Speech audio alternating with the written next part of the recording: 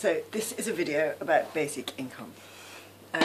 If you ever have somebody who's told you that basic income is something that they want, and they're usually, actually, if they've learnt about it on Twitter, they've made it part of their political identity and they'll protect it quite irrationally. I'm thinking about an editor that I had at Pieria, and I'm thinking about Scott Stanton's and Twitter accounts like this. Now,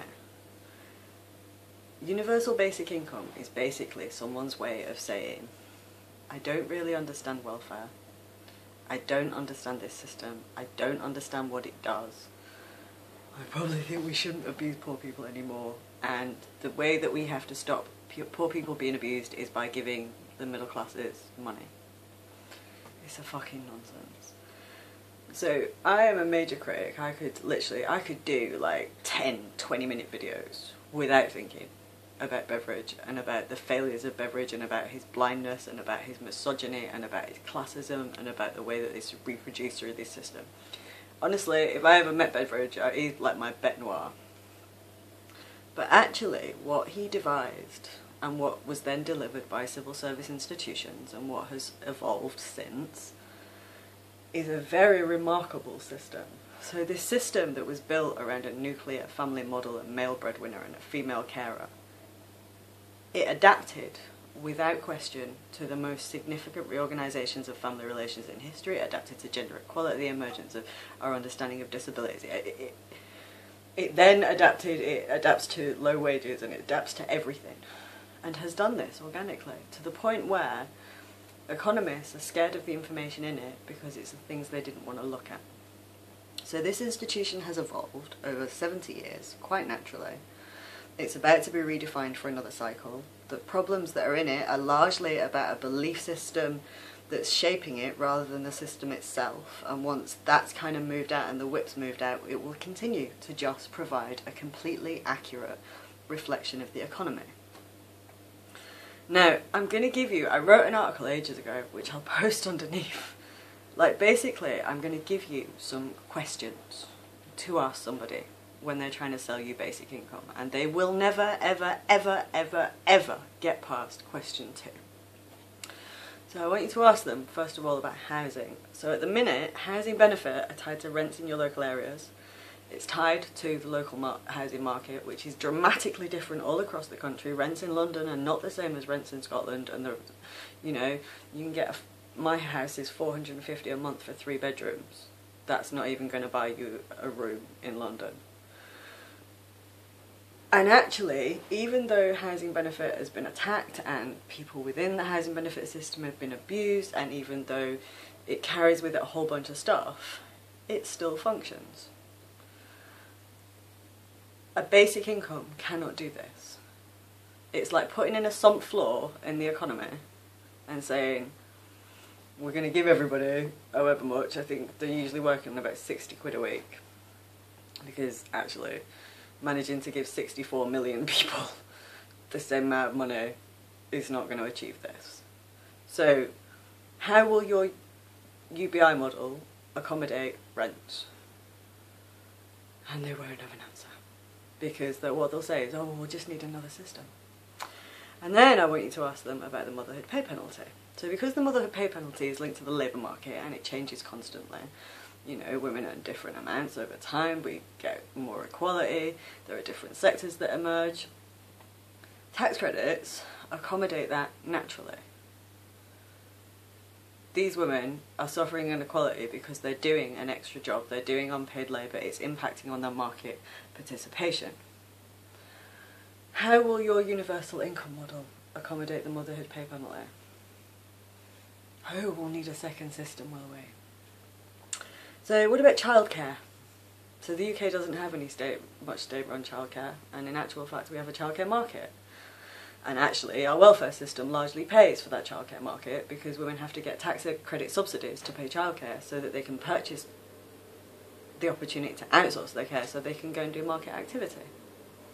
How will your universal basic income model do this? Oh, it won't. We'll need a second system, will we? Disability. Most of the costs of disability are not related to employment, they're related to 1,000,001 things. How are you going to use your universal basic income to address disability? Oh, we need a second system, do we? Right. So what about the data that our welfare system collects? Now, we don't use it at present, but we will, and we have to. This is an accurate and enormous data source telling us in real time about how inequality shapes our economy. How are we dissolving this, and how is your universal basic income model going to do this?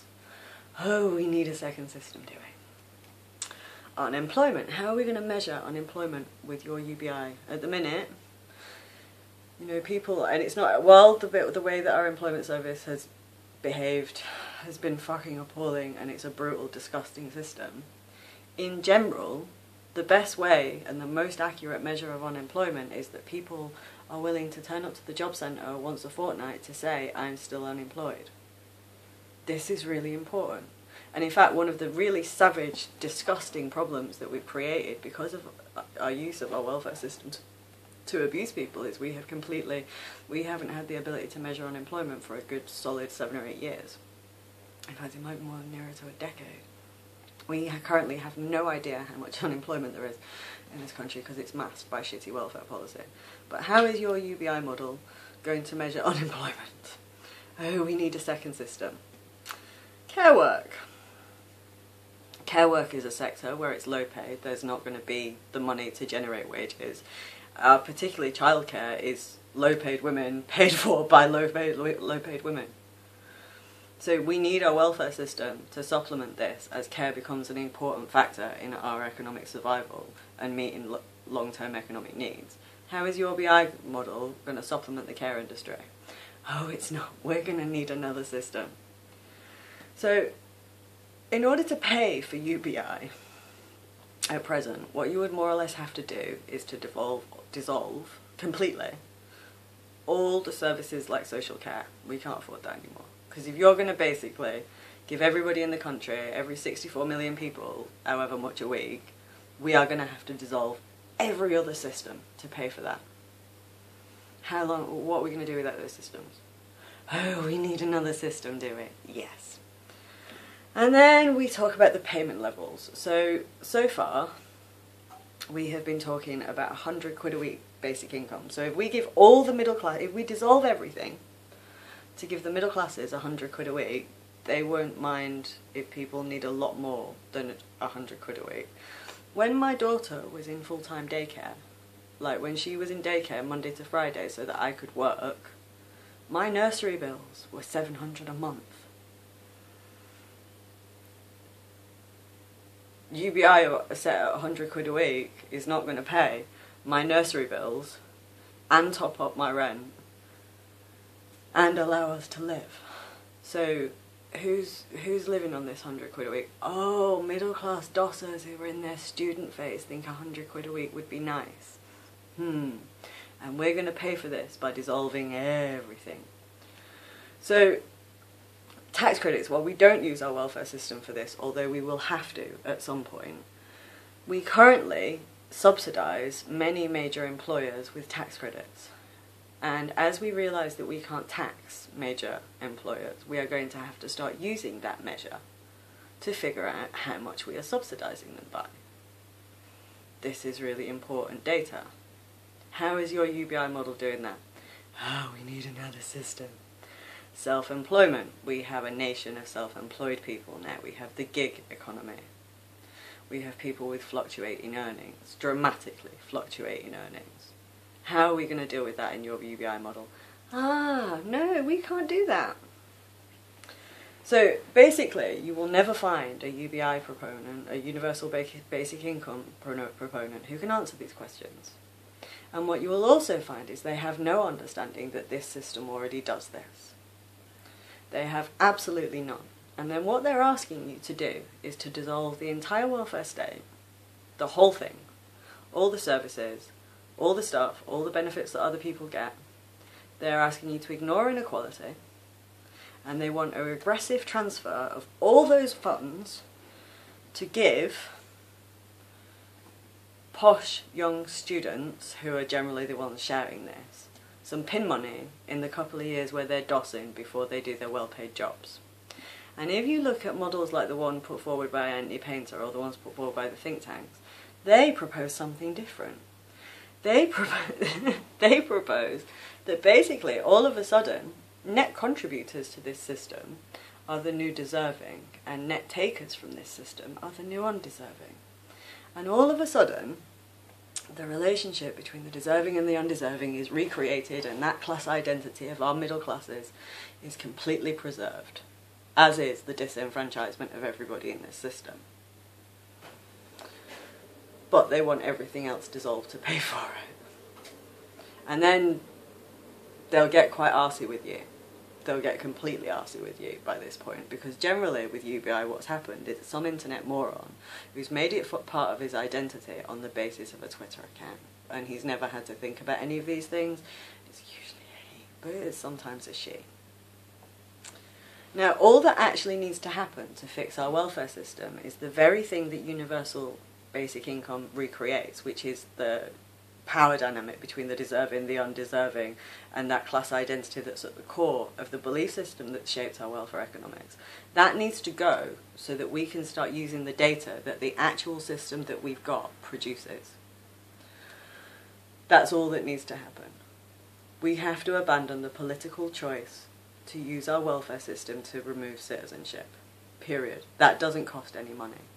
And what UBI advocates are telling you is they do not understand institutions, they do not understand the economy, they do not understand this welfare system, they are not impacted it, and they're asking for aggressive transfer of money from women to men, from disabled people to able-bodied people, from black people and people of ethnic minorities to white people.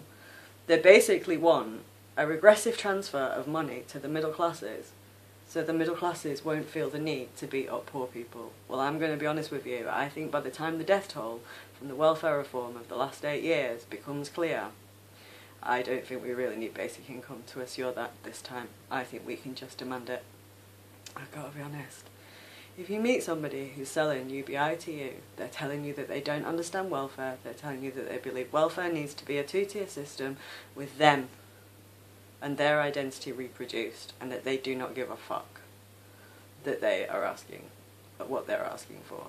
And what you might also find is the more offensive people, which is the economist types who want a UBI as a stimulus, and they don't mind using welfare reform as a basis for that, and they don't mind that people will be cast adrift. It's like installing a sump floor in your economy, and eventually it'll become worthless, and you'll have dissolved everything to pay for it, you'll have trapped the poorest people under it, and the same people as are plodding around now going, we speak for the poor, will be doing exactly the same. UBI is a bollocks.